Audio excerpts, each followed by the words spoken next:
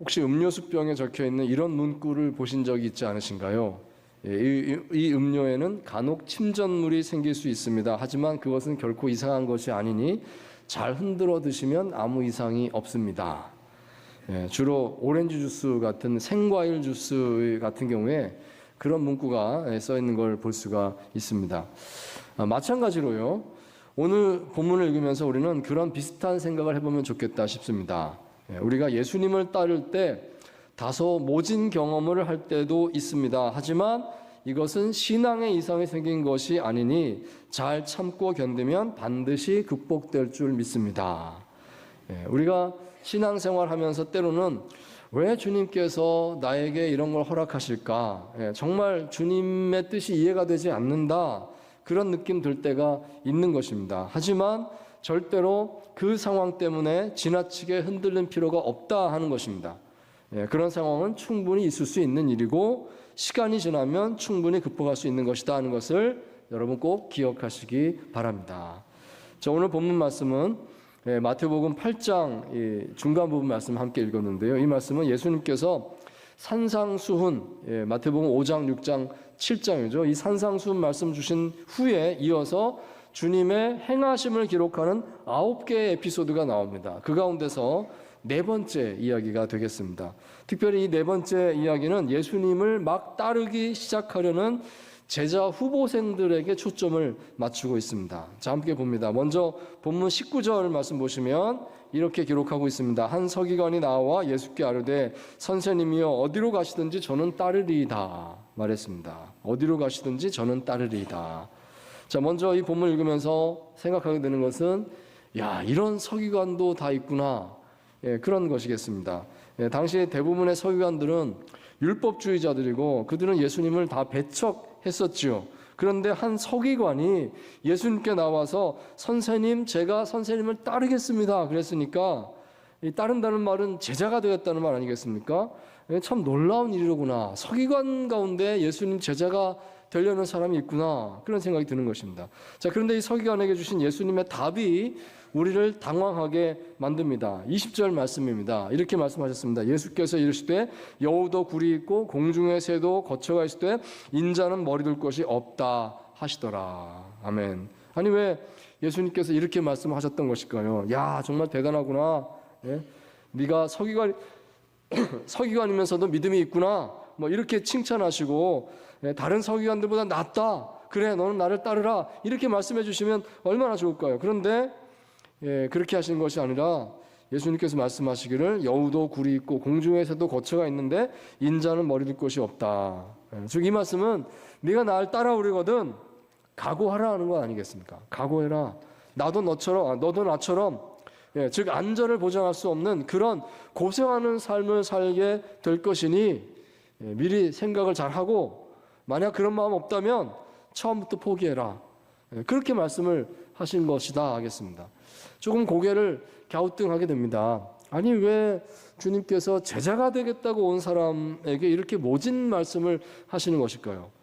자, 그리고 또 그 다음 구절도 보시면 21, 22절 말씀입니다. 같이 읽겠습니다. 시작. 제자 중에 또 한 사람이 이르되 주여 내가 먼저 가서 내 아버지를 장사하게 허락하옵소서. 예수께서 이르시되 죽은 자들이 그들의 죽은 자들을 장사하게 하고 너는 나를 따르라 하시니라. 아멘. 자, 이번에는 또 다른 제자 후보생이 있었다는 것입니다. 이 사람이 찾아와서 말하기를 내가 주님 따르겠습니다. 그런데 이거 한 가지만 좀 양해해 주십시오. 먼저 가서 내 아버지 장례를 좀 치르고 오게 해 주십시오. 이렇게 청을 했다는 것입니다. 여러분 어떻게 생각하십니까? 주님께서 어떻게 대답하시면 좋을까요? 아, 그래. 아버지께서 돌아가셨구나. 얼마나 마음이 힘드니?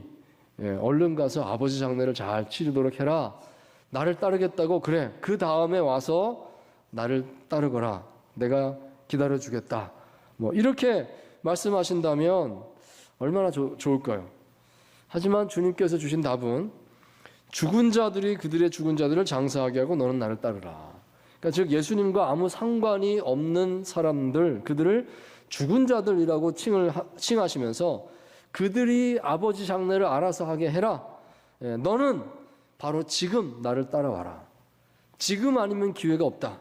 이렇게 즉각적인 응답을 요구하시는 말씀을 하셨다는 것입니다. 자, 이 말씀은 조금 전에 서기관에게 하셨던 말씀보다 더 강하게 느껴지는 것입니다. 예수님께서 정말 모질게 말씀하고 있구나 하는 생각이 듭니다. 왜 이렇게 좀 참아주시지 이렇게 거칠게 말씀하시는 것일까요? 조금만 더 부드럽게 하시면 안 될까요?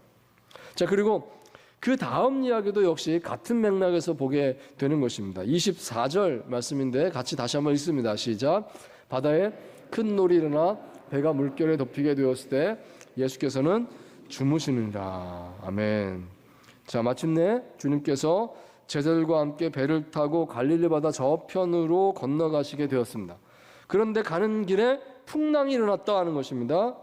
원래 갈릴리 바다의 그 날씨가 이렇다고 합니다. 갑자기 돌풍이 불 때가 있는데 그럴 때면 큰 파도가 일어나면서 배가 침몰하게 되기도 한다. 그러면 사람들이 목숨을 잃게 되는 상황이 자주 발생하게 된다는 것입니다. 자, 그런데 그때 놀라운 사실은 예수님께서 주무셨다는 것입니다.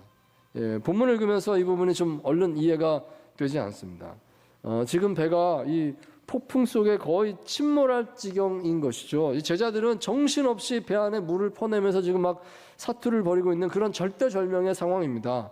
그런데 그 와중에 예수님께서 주무시다니요. 어떻게 이 상황에서 잘 수가 있을까? 이런 생각이 드는데요. 아무리 피곤하고 그래도 그렇게 막 바람이 불고 요동치는 배 안에서 잠을 자는 게 가능할까요? 마치 이 모습은 이렇게도 비춰지는 것입니다. 상징적으로 봤을 때 이 고통의 현실을 외면하시는 주님, 이기적인 것처럼 보이는 그런 주님의 모습을 생각하게 하는 것입니다. 와, 왜 이렇게 하실까 하는 생각이 들죠. 더군다나 그 다음 25절 말씀 보시면 제자들이 예수님을 깨우면서 이렇게 말을 했다는 것입니다. 주님, 구원해 주십시오. 우리가 죽겠나이다. 자, 근데 놀랍게도 주님께서 일어나셔서 제자들에게 하시는 말씀이 이것이었습니다. 그 다음 26절 보시면 이렇게 되어 있죠. 어찌하여 무서워하느냐? 믿음이 작은 자들아. 이렇게 하셨다는 것입니다. 꾸짖으셨구나 하는 생각이 듭니다. 물론 해석하기에 따라서 성경학자에 따라서는 부드럽게 말씀하셨을 것입니다. 타이르듯이 잘 깨우치더라고 이렇게 말씀하셨을 것입니다. 이렇게 해석하는 것도 봤습니다. 자, 그렇습니다만은 얼른 보기에 이 제자들이 그렇게 잘못한 것은 없어 보이지 않습니까?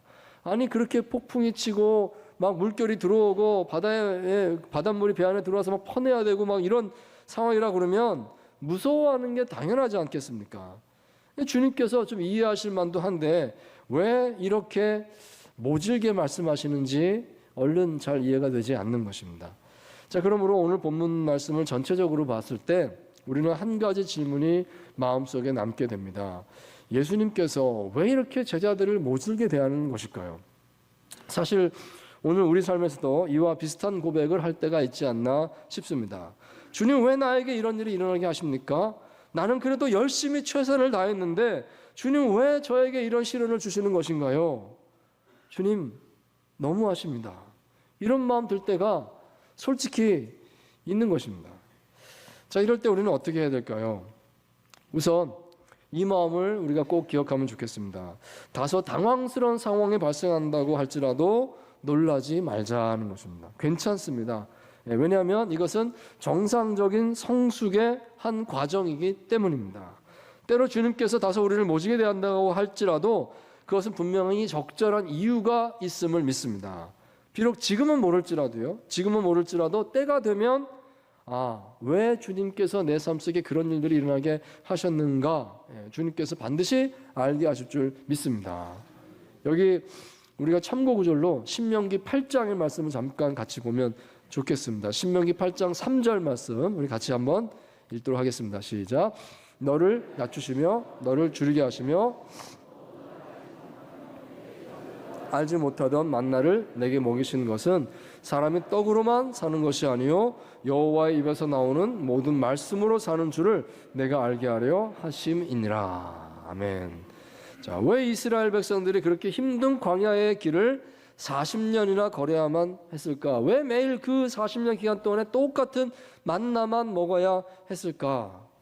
하나님께서 모세를 통해서 나중에 가서야 그 이유를 이렇게 말씀을 해주셨다는 것입니다. 왜냐하면 그런 광야 체험의 시간을 통해서 이스라엘 백성들은 참으로 하나님 백성이 하나님 백성답게 사는 법을 배우게 되기 때문이다 하는 것이었습니다. 사람이 떡으로만 사는 것이 아니요 하나님의 입에서 나오는 모든 말씀으로 사는 것이다. 이걸 어떻게 배웁니까? 광야에서 만나를 먹어보는 체험을 하면서 그 세월을 거치면 그걸 통해서 배우게 된다는 것입니다.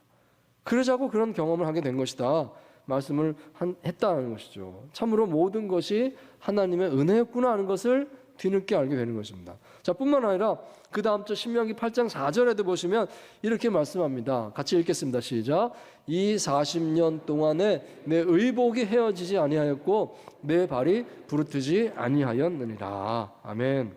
자, 하나님께서는 우리가 모르는 중에도 다 돌보고 계셨다 이 말씀을 해주고 계시는 것입니다. 지난 40년 동안에 돌아보니까 만나만 주시고 이것만 주셨던 것이 아니라 보이지 않는 돌보심이 있었습니다. 의복이 헤어지지 않았습니다. 발이 부르트지 않았습니다.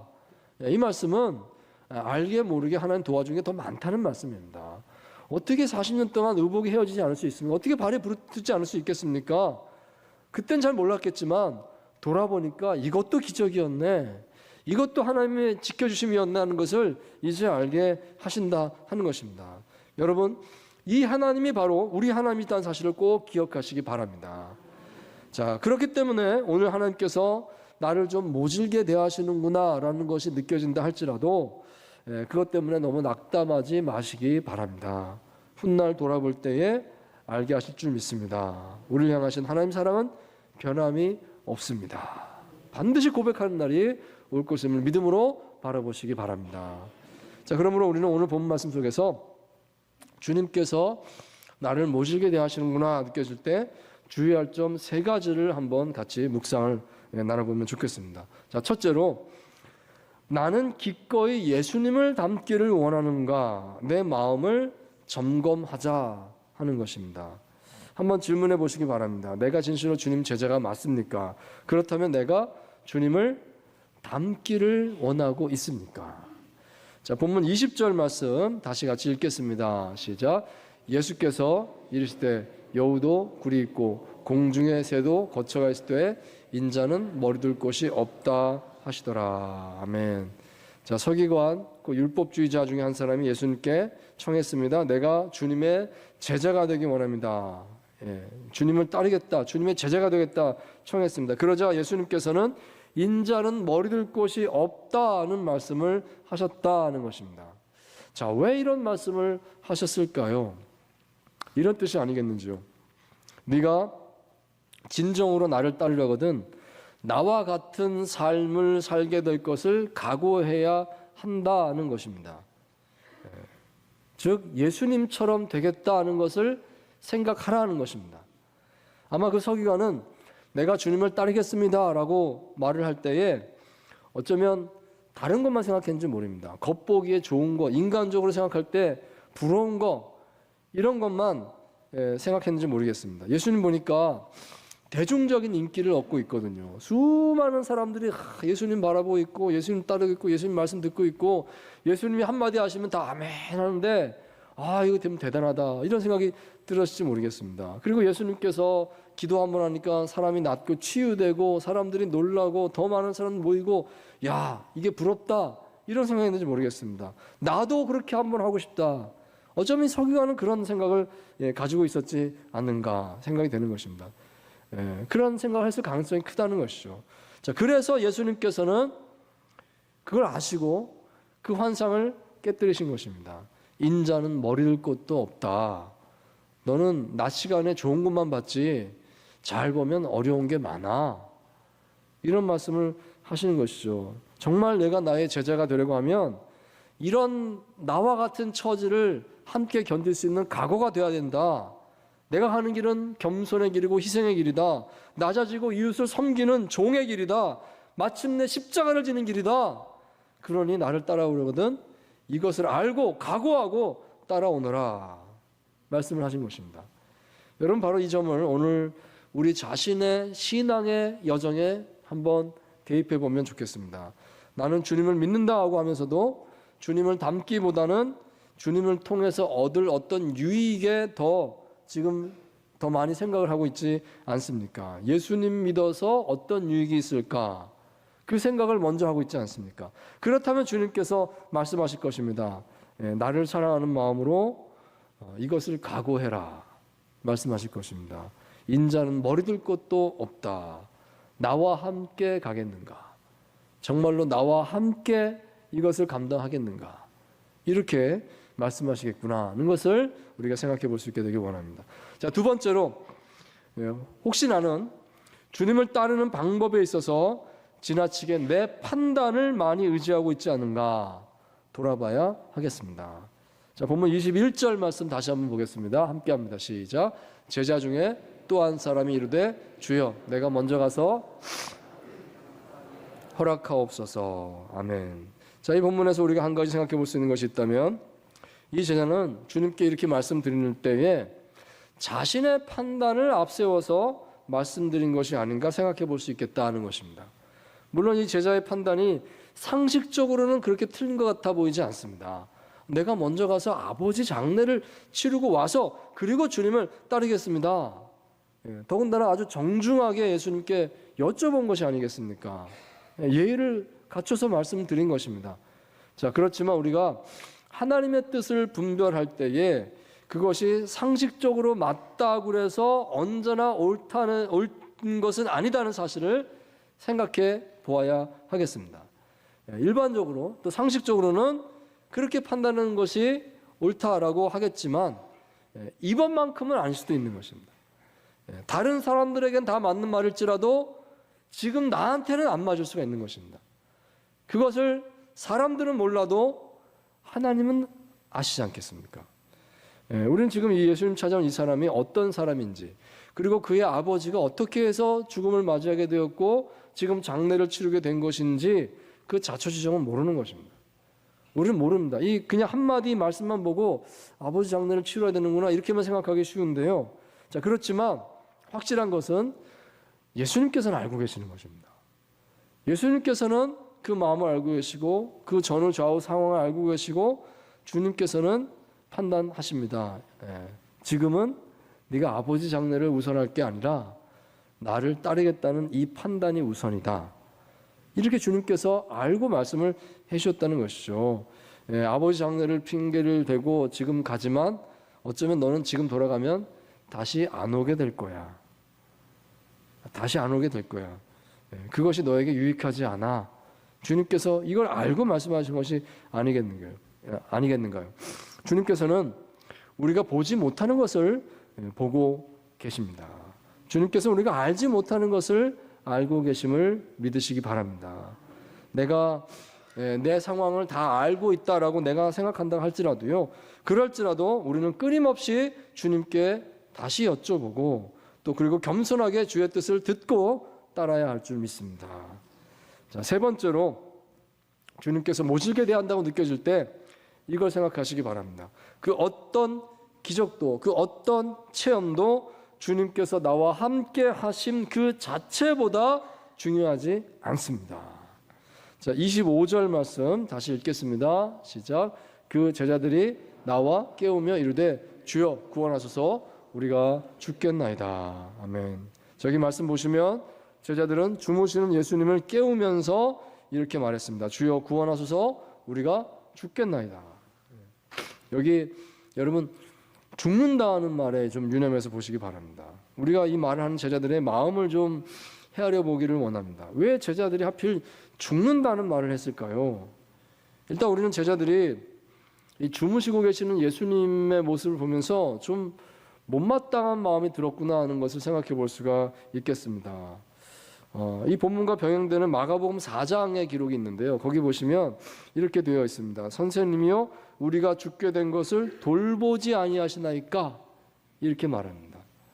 왜 안 돌봐주십니까? 좀 원망이 들어있는 것이죠. 예수님 언제나 우리를 돌봐주신 줄 알았는데 왜 지금은 안 하십니까? 이렇게 말씀하고 있는 것입니다. 왜 잠만 자고 있습니까? 마치 제자들 생각에는 예수님께서 지금 이 상황에 대해서 무관심한 것이다, 무심하시다, 야속하다, 그래서 우리가 죽겠나이다, 이렇게 말한 것이 아니겠는가 생각이 드는 것입니다. 자, 그런데 여러분, 우리는 이 이야기 속에서 절대 놓치지 말아야 되는 한 가지가 있습니다. 그것은 주님께서 비록 아무것도 하지 않고 그냥 주무시는 것처럼 보이지만 사실은 계속해서 제자들과 함께 있었다는 사실입니다. 한 배를 타고 있었습니다. 여러분, 한 배를 타고 있다는 게 무슨 뜻인지 아시겠죠? 예, 이것은 운명 공동체를 뜻하고 있습니다. 제자들이 만약에 죽는다고 하면 제자들만 죽겠습니까? 예수님도 함께 죽는 거 아니겠습니까? 지금 주님의 모습은 비록 주무시는 모습일지언정 제자들과 함께 있는 것입니다. 계속 함께 있는 것입니다. 예, 모든 것이 나는 너와 함께 있다. 주님께서 지금 그런 상황 아니겠습니까? 여러분, 이것을 제자들은 꼭 기억했어야 된다는 것입니다. 이것을 제자들은 그 의미를 간직했어야 된다는 것입니다. 예수님께서 함께 계시는 한 우리는 절대로 망하지 않는 줄 믿습니다. 주님과 함께 있는 사람에게는 절망이란 없는 줄 믿습니다. 예, 여러분, 오늘 우리 삶에서도 이와 같은 생각을 늘 내 삶에 적용할 수 있어야 되겠습니다.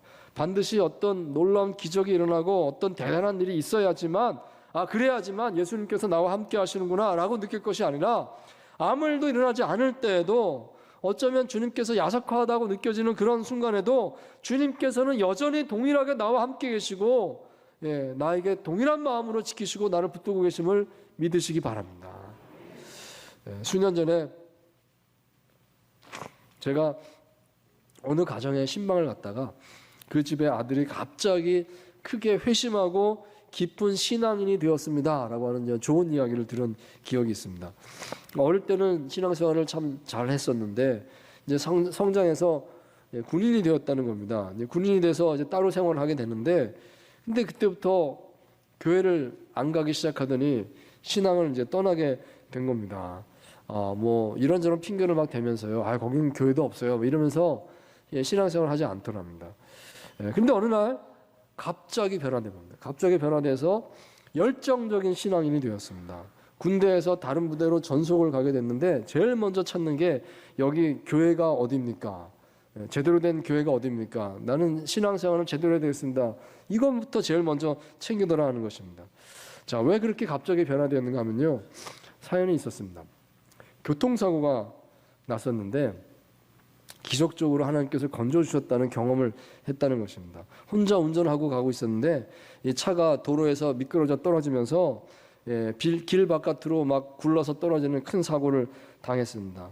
근데 살아난 거죠. 그래서 스스로 빠져나와서 이렇게 돌아보니까 정말 차가 자기가 이렇게 앉아있던 공간을 제외하고는 완전히 다 찌그러져 가지고 완전히 파손돼서 그런 생각이 들더랍니다. 야, 여기서 어떻게 살아났을까? 기적이다. 보니까 자기는 다치지도 않고 살아났다는 거예요. 야, 하나님께서 나를 살려주셨습니다. 이걸 그냥 고백하지 않을 수 없었다는 것입니다. 그 사건 이후로 그는 완전히 변화돼서 하나님을 신실하게 의지하는 신앙인이 되었습니다. 이것을 이제 그 부모님들이 기쁘게 얘기하는 이야기를 이제 신방 중에서 함께 이야기를 나눴던 것입니다. 그때 그 이야기를 이제 전해 듣고 또 이야기 나누면서 이런 말씀을 나눴던 기억이 납니다. 사실은요, 그게 갑자기 하나님께서 그를 찾아오신 것이 아니라 이미 오랫동안 변함없이 하나님께서 그와 함께하고 계셨는데 이제야 깨닫게 된 거 아닐까요? 이런 이야기를 나눴습니다. 여러분, 그렇습니다. 삶에서 답답한 상황이 계속되고 도대체 주님께서 왜 나를 이렇게 내버려 두시는가, 멀리 떠나셨는가, 야속한 마음이 든다 할지라도요, 여러분 꼭 잊지 마시기 바랍니다. 주님께서는 변함없이 나와 함께 하시는 줄 믿습니다. 그 생각을 꼭 하시기 바랍니다. 주님께서 함께 하시는 난 괜찮습니다. 반드시 이겨내게 될 줄 믿습니다. 그 어떤 기적도, 그 어떤 체험도 주님께서 나와 함께 하심 그 자체보다 중요하지 않음을 믿습니다. 그것을 바라보시고 마음속에 함께 하신 주님을 든든하게 간직하시는 우리 모두가 되기를 주의 이름으로 축원드립니다.